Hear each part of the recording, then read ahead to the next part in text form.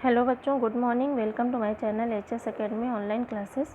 बच्चों, आज के क्लास में हम लोग क्षितिज भागे काव्य खंड का चैप्टर फर्स्ट रसखान के सवैये पाठ का अध्ययन करेंगे। आज के क्लास में हम लोग रसखान के सवैये पाठ के पदों की व्याख्या को देखेंगे। पिछले क्लास में हमने आपको रसखान का जीवन परिचय बताया था और यह भी बताया था कि इसमें कुल कितने पद आपको पढ़ने हैं और प्रत्येक पद में किसका किसका वर्णन किया गया, ये सारी चीज़ें हो चुकी थी। आज के क्लास में हम पदों के अर्थ को देखेंगे, पदों के भावार्थ को देखेंगे और साथ ही साथ कुछ प्रश्नों के उत्तर को भी देखेंगे। तो चलिए स्टार्ट करते हैं आज का क्लास। पहला पद है आपका, मानुष हो तो वही रसखानी, बसो ब्रज गोकुल गाँव के ग्वारन, जो पशु हो तो कहाँ बस, मेरु चरो नित नंद की धेनु मझारन, पाहन हो तो वही गिरि को, जो कियो हरिछत्र पुरंदर धारन, जो खग हो तो बसेरो करो मिली, कालिंदी कूल कदम्ब की डारन। हमने आपको बताया था पिछले क्लास में कि रसखान का जो पहला और दूसरा पद है, तो पहले और दूसरे पद में किसका वर्णन किया गया है, तो रसखान का भगवान कृष्ण के प्रति जो समर्पण है, जो भक्ति है और कृष्ण भूमि के भी प्रति जो उनका प्रेम है, वो उनका हमें वर्णन देखने को मिलता है। तो यहाँ देखिए कि रसखान किस किस रूप में भगवान कृष्ण का सानिध्य प्राप्त करना चाहते हैं, किस किस रूप में भगवान कृष्ण के पास रहना चाहते हैं, उनकी भक्ति में लीन रहना चाहते हैं, पूरी तरह से उनकी भक्ति के लिए अपने आप को समर्पित करना चाहते हैं। अर्थ देखिए, सबसे पहले मानुष का अर्थ क्या होता है, मनुष्य होता है। बसों का मतलब होता है निवास करना। ग्वारन का अर्थ होता है ग्वाल बाल। पशु का मतलब जानवर हो गया। मेरु का मतलब होता है, मेरु का अर्थ होता है मिलकर। चरु मीन्स चरना। नित्य का अर्थ होता है प्रतिदिन। धेनु मीन्स गाय होता है और मझारन का अर्थ होता है बीच में। पाहन का अर्थ क्या हो गया, पत्थर। गिरि मीन्स हो गया पर्वत। हरि भगवान कृष्ण छत्री, यानी कि हरि ने छत्री के रूप में जिसे उठाया था। पुरंदर का अर्थ इंद्र होता है। धारण का अर्थ यहाँ पे रक्षा करना, धारण करना, ठीक। खग का अर्थ पक्षी होता है। कालिंदी मीन्स यमुना नदी। कूल का अर्थ किनारा होता है। कदम एक वृक्ष का नाम है। डारन मतलब उसकी डाली पर। क्लियर हो गया। अब हम एक एक लाइन के अर्थ को देखते हैं। मानुष हो तो वही रसखानी, बसो ब्रज गोकुल गाँव के गारन। कवि रसखान जी कहते हैं कि यदि मैं अगले जन्म में मनुष्य के रूप में जन्म लूँ, किस रूप में, मनुष्य के रूप में जन्म लूँ, तो बसो ब्रज गोकुल गाँव के ग्वारन, तो कहाँ बसना चाहते हैं, कहाँ निवास करना चाहते हैं, ब्रज के गोकुल के। ग्वारन मीन्स ग्वाल बालों के साथ निवास करना चाहते हैं। किस रूप में, मनुष्य के रूप में।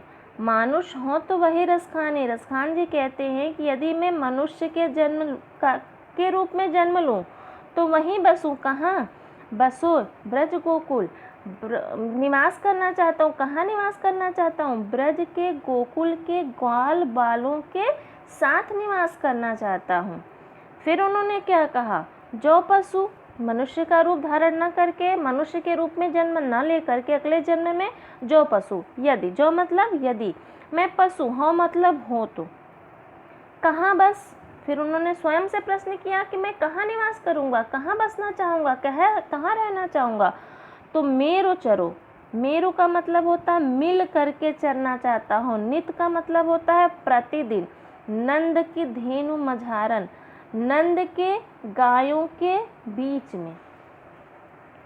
कहाँ चरना चाहता हूँ, नंद के गायों के बीच में। मझारन का अर्थ क्या होता है, बीच में। धेनु मीन्स क्या होता है, गाय। धेनु मीन्स गाय होता है, इसको याद रख लीजिएगा। धेनु का अर्थ होता है गाय। तो कहाँ चरना चाहते हैं, कहाँ निवास करना चाहते हैं, जो पशु हो तो। उन्होंने क्या कहा कि यदि मैं मनुष्य का जन्म न लेकर के यदि मैं पशु के रूप में जन्म लेता हूँ तो कहाँ बसना चाहूँगा। मेरु चरो, मेरु का अर्थ होता है मिल करके। मैं नंद की गायों के बीच में प्रतिदिन, मिल करके चरना चाहता हूँ, विचरण करना चाहता हूँ या घूमना चाहता हूँ। फिर से देख लीजिए, यदि मैं मनुष्य का रूप न लेकर के, मनुष्य के रूप में जन्म न लेकर के पशु के रूप में जन्म लेता हूँ तो मैं कहाँ निवास करना चाहूँगा? तो नंद की गायों के बीच में रह करके, उन्हीं के साथ मिल करके प्रतिदिन, नित मतलब प्रतिदिन चरना चाहता हूँ, विचरण करना चाहता हूँ, घूमना चाहता हूँ। फिर उन्होंने क्या कहा? पाहन हो, तो पाहन का अर्थ अभी हमने आपको बताया, पाहन का अर्थ क्या होता है? पत्थर। और गिरी का अर्थ क्या होता है? पर्वत। पाहन मीन्स होता है पत्थर और गिरी का अर्थ होता है पर्वत। पुरंदर का अर्थ होता है इंद्र, भगवान इंद्र। ठीक, पुरंदर मीन्स भगवान इंद्र। तो यहाँ पे आप देखिए, पाहन हो तो उन्होंने कहा कि यदि मैं पर्वत का के रूप में जन्म लूँ तो किस पत्थर के रूप में जन्म लूँ तो किस पर्वत का पत्थर बनना चाहता हूँ? उस पर्वत को जिसे कियो मतलब किया था, हरि ने छतरी के रूप में धारण किया था। पुरंदर यानी इंद्र से रक्षा करने के लिए जिस पर्वत को भगवान कृष्ण ने, हरि मतलब कृष्ण ने, छत्र मतलब छतरी के रूप में, धारण मतलब धारण किया था, उसी पर्वत का पत्थर बनना चाहता हूँ। किस रूप में? यदि मैं पत्थर के रूप में जन्म लेता हूँ तो मैं उस पर्वत का पत्थर बनना चाहता हूँ। कियो हरि छत्र, किया था हरि ने, कृष्ण ने, जिसे छतरी के रूप में अपने उंगली पर धारण किया था। किस लिए छतरी के रूप में अपनी उंगली पर धारण किया था? तो इंद्र से पूरे ब्रजवासियों की रक्षा करने के लिए उसे अपनी उंगली पर छतरी के रूप में धारण किया था। अगर इस तरह की चीज़ें आप पढ़े हो, देखे हो, तो आपने देखा होगा, आपने सुना होगा कि जब भगवान कृष्ण थोड़े से बड़े होते हैं तो लोग वहाँ पे इंद्र की पूजा करते थे। तो उन्होंने कहा कि इंद्र की पूजा करने से सबको मना कर दिया। इंद्र क्रोधित हो जाते हैं और बहुत ज़्यादा वर्षा करने लगते हैं। वर्षा के देवता ही माने जाते हैं इंद्र, तो बहुत ज़्यादा वर्षा कर, आंधी तूफान वर्षा इतना ज़्यादा करते हैं कि सब जितना मतलब घर था वह सब टूट करके पूरा बहने लगता है। पशु पक्षी सब हाहाकार मच जाता है, कहीं पे किसी को शरण नहीं मिलता है। तो भगवान कृष्ण ने कौन सा पर्वत था? गोवर्धन पर्वत, जिसे अपनी उंगली पर छतरी के रूप में उठा लिया था और संपूर्ण ब्रज, पशु पक्षी मनुष्य सब उसी पर्वत के नीचे रुके हुए थे जब तक बारिश इंद्र करते रहे।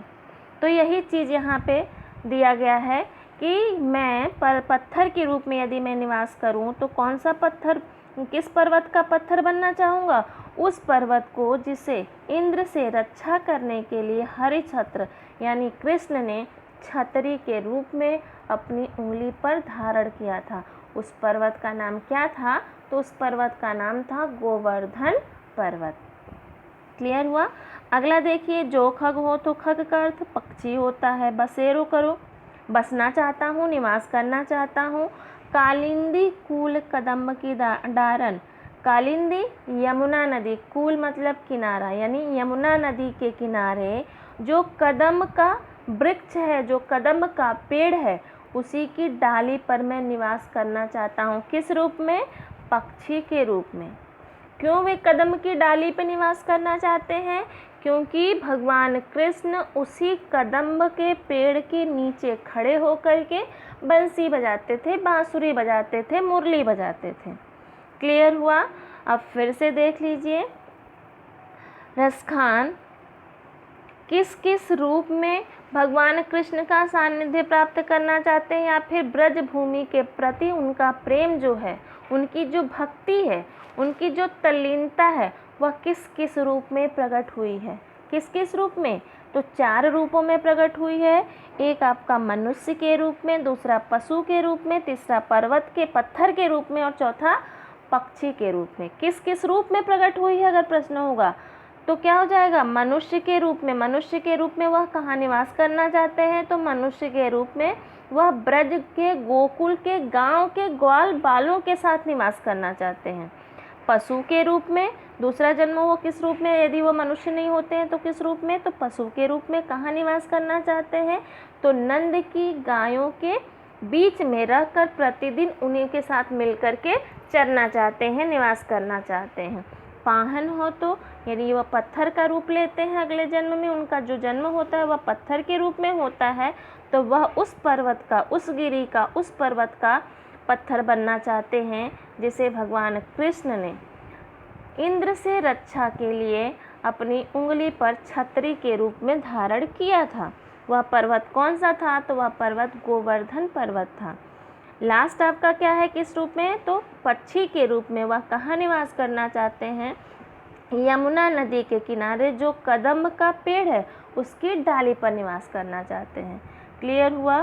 ब्रजभूमि के प्रति भगवान कृष्ण का प्रेम किस किस रूप में प्रकट हुआ है? तो मनुष्य के रूप में ग्वाल बालों के साथ, ब्रज के गोकुल के ग्वाल बालों के साथ, पशु के रूप में नंद की गायों के बीच में, पत्थर के रूप में गोवर्धन पर्वत पर जिसे भगवान कृष्ण ने अपनी उंगली पर धारण किया था, और पक्षी के रूप में यमुना नदी के किनारे कदम के वृक्ष की डाल पर निवास करना चाहते हैं। कितने रूपों में? 4 रूपों में, मनुष्य, पशु, पत्थर और पक्षी के रूप में। क्लियर हो गया? अब चलिए हम लोग नेक्स्ट पंक्ति को देखते हैं। दूसरा पद है, या लकुटी अरु कामरिया पर। या लकुटी अरु कामरिया पर राज तिहु पुर को तज डारो। 8 सिद्धि 9 निधि के सुख, नंद की गाय चराय विसारो। रसखान कबो इन आखिन सो, ब्रज के बन बाग तड़ाग निहारो। कोटिक एकल धौत के धाम, करील के कुंजन ऊपर बारो। पहली पंक्ति में उन्होंने ब्रजभूमि के प्रति अपने प्रेम को, अपने भक्ति को, अपने समर्पण को प्रकट किया है। दूसरी जो पंक्ति है उसमें भी भगवान कृष्ण के प्रति अपने प्रेम को, अपने भक्ति को, अपने समर्पण को प्रकट किया है। वह भगवान कृष्ण का सानिध्य प्राप्त करने के लिए, उनकी भक्ति में डूबे रहने के लिए, उनकी भक्ति को प्राप्त करने के लिए संसार के सभी सुखों का त्याग करना चाहते हैं। वही इस पंक्ति में हमें देखने को मिलता है। या लकुटी अरु कामरिया। लकुटी का अर्थ होता है लाठी, अरु का अर्थ होता है और, कामरिया मतलब है कंबल। राज तिहुपुर के, तिहुपुर का मतलब होता है तीनों लोक का। तज डारो, छोड़ देना चाहता हूँ, छोड़ देना, त्याग देना। ठीक। लकुटी अरु कामरिया। लकुटी का अर्थ लाठी, अरु का मतलब होता है और, कामरिया का अर्थ होता है कंबल। जो पहले जब लोग गायों को चराने के लिए जाते थे तो हाथों में एक लाठी लेकर के और कंधे पर एक पतला सा कंबल लेकर के जाते थे। तो भगवान कृष्ण भी जब ग्वाल बालों के साथ गाय चराने के लिए जाते थे तो वो भी अपने हाथों में एक छोटी सी लाठी और अपने कंधे पर एक छोटा सा हल्का सा कंबल लेकर के जाते थे। तो उसी का वर्णन यहाँ पे कवि ने किया है, या लकुटी अरु कामरिया पर। यानी भगवान कृष्ण के उस लकड़ी, हाथ में लाठी लिए हुए और कंधे पर कंबल धारण किए हुए रूप को देखने के लिए, पर मतलब उस रूप को देखने के लिए राज तिहुपुर को तज डारो। तीनों लोक का राज्य भी अगर हमें मिल जाए तो उसे भी मैं क्या कर दूंगा? छोड़ दूंगा, त्याग दूंगा। किस लिए? यदि मुझे भगवान कृष्ण का हाथ में लाठी लिया हुआ और कंधे पर कम्बल धारण किया हुआ रूप देखने को मिले तो मैं तीनों लोक के राज्य को क्या करूँगा? त्याग दूंगा, छोड़ दूंगा। यदि मुझे कोई तीनों लोक का राज्य दे और कहे कि वह भगवान कृष्ण के उस रूप को मत देखो, या फिर दोनों में से चुनाव करना हो कि भगवान कृष्ण के उस रूप को देखना चाहते हो या फिर तीनों लोक का राज्य लेना चाहते हो, तो मैं भगवान कृष्ण के हाथों में लाठी लिए हुए, अरु मतलब और, कामरिया मतलब कंबल, कंधे पर कंबल धारण किए हुए उस रूप को देखने के लिए तीनों लोक के राज्य का त्याग कर दूंगा। तीनों लोक के सुख को, राज को मैं त्याग दूंगा। 8 सिद्धि 9 निधि के सुख। तीनों लोक तक ही सीमित नहीं रहा, आगे उन्होंने क्या कहा? 8 सिद्धि 9 निधि के सुख।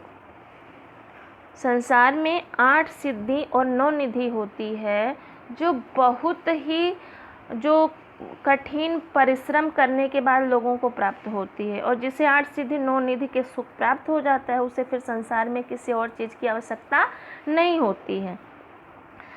यदि आप हनुमान चालीसा पढ़े हो तो कहा जाता है अष्ट सिद्धि नवनिधि के दाता असबर दीन्ह जानकी माता। 8 सिद्धि और 9 निधि का दाता किसे माना जाता है? हनुमान जी को माना जाता है। और ऐसा आशीष, ऐसा आशीर्वाद किसने दिया था? माता सीता ने हनुमान जी को दिया था कि आप चाहो, जिसे भी चाहो आप उसे 8 सिद्धि और 9 निधि दे सकते हो।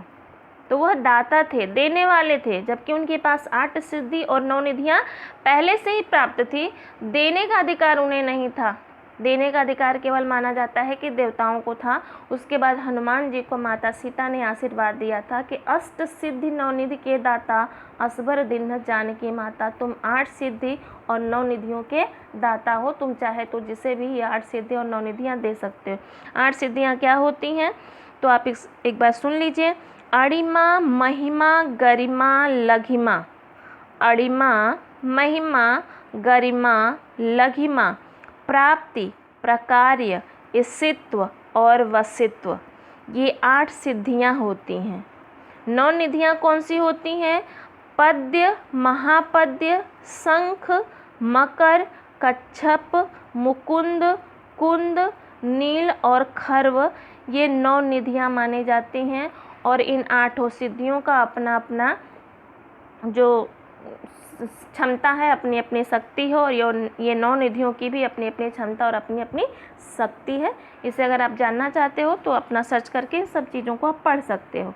अच्छी चीज़ें होती हैं इनको जानना कि अणिमा क्या होता है, महिमा क्या होता है, गरिमा क्या होता है। आप सर्च करोगे ये सारी चीज़ें आपको मिल जाएंगी देखने के लिए। ठीक है, चलिए 8 सिद्धि 9 निधि के सुख। 8 सिद्धियाँ फिर से सुन लीजिए। कौन कौन सी 8 सिद्धियाँ हैं? अणिमा, महिमा, गरिमा, लघिमा, प्राप्ति, प्रकार, प्रकाम्य, ईशित्व और वसित्व, ये 8 सिद्धियाँ हैं। पद्य, महापद्य, शंख, मकर, कच्छप, मुकुंद, कुंद, नील और खर्व, ये 9 निधियाँ हैं। क्लियर हुआ? तो यहाँ पे रसखान जी कहते हैं कि नंद की गाय चराई विसारो। नंद के गायों को चराने का जो सुख है उसे प्राप्त करने के लिए, नंद की गायों को चराने का जो सुख है उसे प्राप्त करने के लिए 8 सिद्धि और 9 निधि का जो सुख है उसे भी मैं भूल जाना चाहता हूँ, उसे भी मैं त्याग देना चाहता हूँ। रसखान कबो इन आँखिन सो।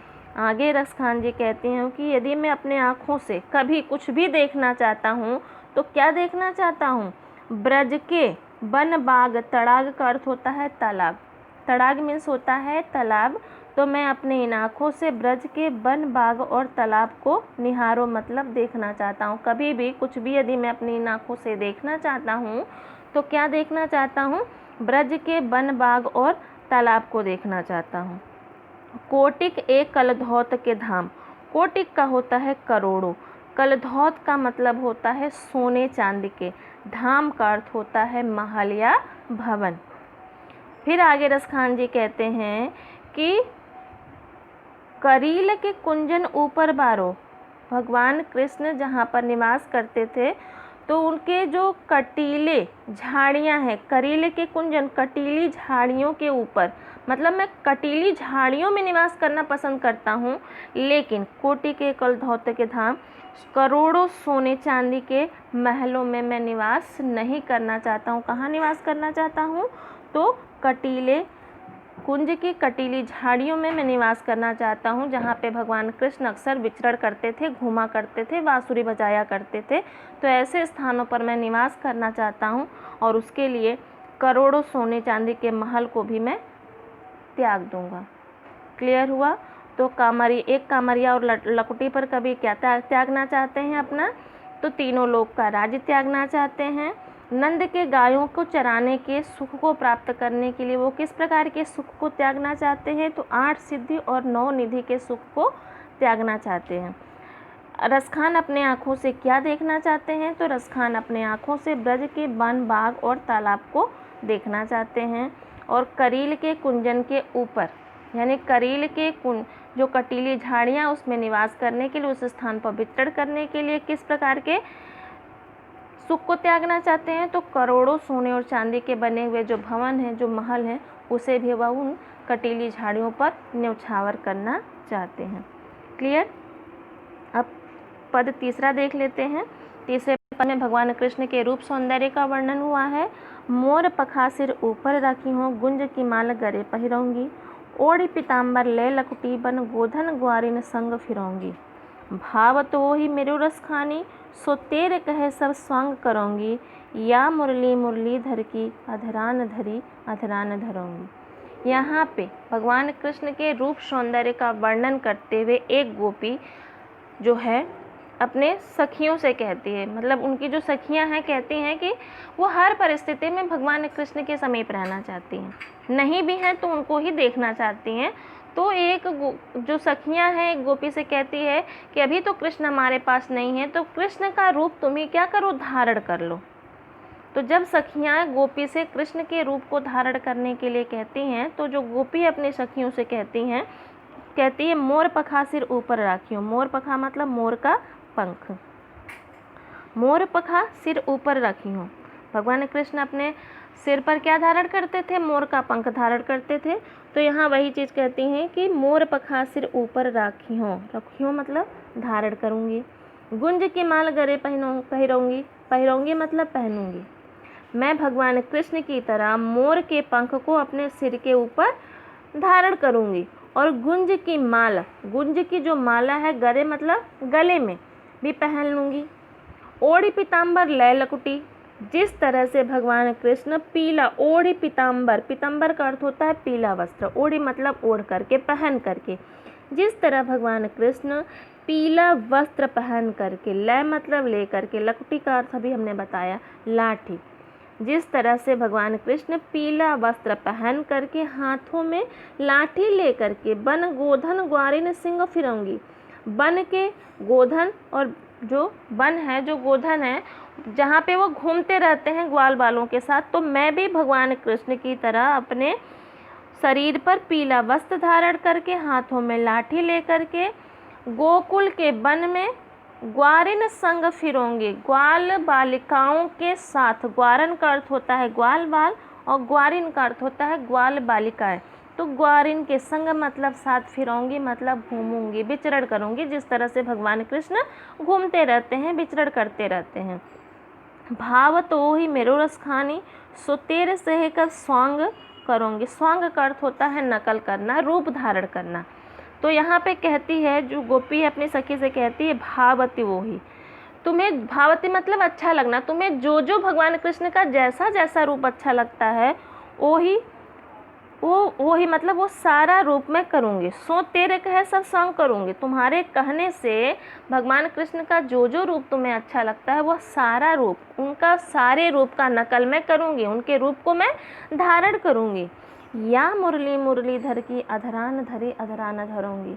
लेकिन गोपी कहती है कि मोर पंख को भी अपने सिर पर मैं धारण कर लूँगी, अपने गले में गुंज की माला भी पहन लूँगी, पीला वस्त्र भी अपने शरीर पर मैं धारण कर लूँगी भगवान कृष्ण की तरह, उन्हीं की तरह हाथों में लाठी लेकर ब्रज के वनों में, जंगलों में ग्वाल बालिकाओं के साथ घूमूंगी भी, विचरण भी करूँगी, जिस तरह से भगवान कृष्ण करते हैं।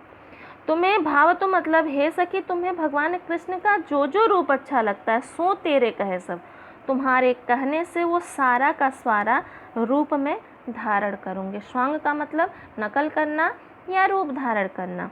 या मुरली मुरलीधर की, किंतु जो भगवान कृष्ण की मुरली, मुरली का मतलब बांसुरी, मुरलीधर की, भगवान कृष्ण की जो मुरली है, अधरान धरी, जिसे उन्होंने अपने ओठों पर, जिसे वो अपने ओठों पर, अधरान का मतलब होता है ओठ, अधरान धरी, जिसे वह अपने होठों पर धारण करते हैं, अधरान धरूंगी, उसे मैं अपने होठों पर धारण नहीं करूंगी।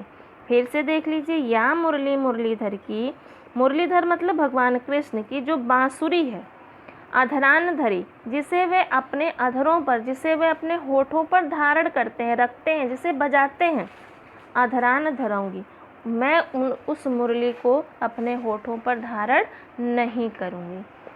तो यहाँ मुरली और मुरली, यहाँ दोनों में कौन सा अलंकार हो गया, अधरान और अधरान।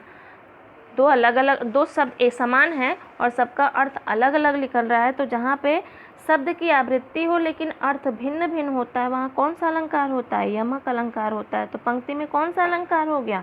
यमक अलंकार हो गया।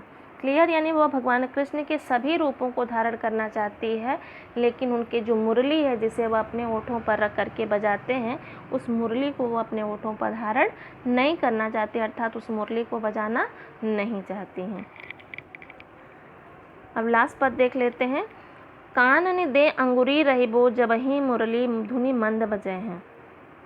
भगवान कृष्ण की जो मुरली थी, उसकी जो धुन थी, इतनी मोहक थी, इतनी आकर्षित करने वाली थी कि हर कोई उनके बांसुरी की धुन को सुन करके उनकी तरफ खींचा चला जाता है। तो जो गोपिकाएं थीं वह भी भगवान कृष्ण के मुरली की धुन को सुन करके उनके पास खींची चली जाती थी, दिन रात उन्हीं के साथ रहना चाहती थी। तो घर परिवार के लोग उन्हें जाने से मना करते हैं, तो अपनी विवशता, अपनी मजबूरी को प्रकट करते हुए कहते हैं, मतलब वो कहते हैं कि हम लोग विवश हैं भगवान कृष्ण के मुरली की धुन को सुन करके उनके पास जाने के लिए। तो उसी का वर्णन करते हुए यहाँ कहती हैं, कानन दे अंगुरी रहिबो जबहि मुरली धुनि मंद बजे हैं। काननी का अर्थ होता है कान, अंगुरी अंगुली, रहिबो रहूँगी, जबहि मुरली धुनि मंद बजे हैं। जब भी भगवान कृष्ण, जबहि मतलब जब भी भगवान कृष्ण अपने बांसुरी की मंद धुन को बजाएंगे, धीमी गति से जब भी वह अपनी बांसुरी को बजाएंगे, उसके से वह जो धुन निकालेंगे तो वह हमें सुनाई न दे, उसके लिए क्या करेंगे? कानन दे अंगुरी रहिबो, अपने कानों में उंगली डाल करके हम बैठ जाएंगे, ताकि भगवान कृष्ण के जो मुरली की धुन है, जो उसमें जो आकर्षण है, वह क्या करता है? उनकी धुन इतनी आकर्षित होती है कि वह जैसे हमारे कानों में पहुंचती है हम उनके पास जाने के लिए विवश हो जाते हैं। तो यहाँ वे कहते हैं कि अब भगवान कृष्ण जब भी अपनी मुरली बजाएंगे, उससे मंद मंद गति की धुन को निकालेंगे, मनमोहक धुन को निकालेंगे, तो वह अपने कानों में उंगली डाल करके बैठ जाएंगे, ताकि उनके कानों में उस धुन मुरली की धुन सुनाई ना दे।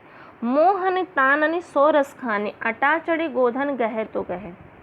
मोहन तानन सो रस खाने, मोहन तानन का मतलब लय, तानन का अर्थ क्या हो गया? लय हो गया, तान हो गया, एक सुर हो गया। तो वे भगवान कृष्ण अपनी मोहनी तान, अपने मोहनी सुर, अपना मोहनी लय अटा चढ़ी का मतलब होता है छत के ऊपर चढ़ करके ही, अपने महल के छत के ऊपर चढ़ करके ही क्यों न बजाएं। गोधन एक होता है ब्रज भाषा में एक लोकगीत माना जाता है, गांव में गाया जाने वाला एक लोकगीत माना जाता है। तो यहाँ गोपिकाएं गहे तो गहे, बजाएं तो बजाएं। गहे तो गहे मीन्स क्या होता है? बजाएं तो बजाएं या गाएं तो गाएं।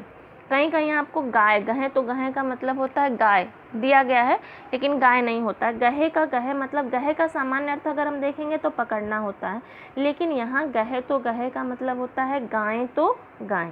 कौन सा? गोधन, यानी अपनी मुरली की जो मोहनी तान है, जो मोहनी सुर है, उससे वह ब्रज में गाया जाने वाला जो लोकगीत है, उससे चाहे कितना ही क्यों न गाएं, अपने महल के छत पर ही चढ़ करके उस मोहनी धुन को क्यों न गाएं, उस गोधन को, उस गीत को क्यों न गाएं, लेकिन फिर भी हम अपने कानों में उंगली दे करके बैठेंगे और उस धुन को नहीं सुनेंगे, न उनके धुन को सुनेंगे, न हम उनके पास जाएंगे।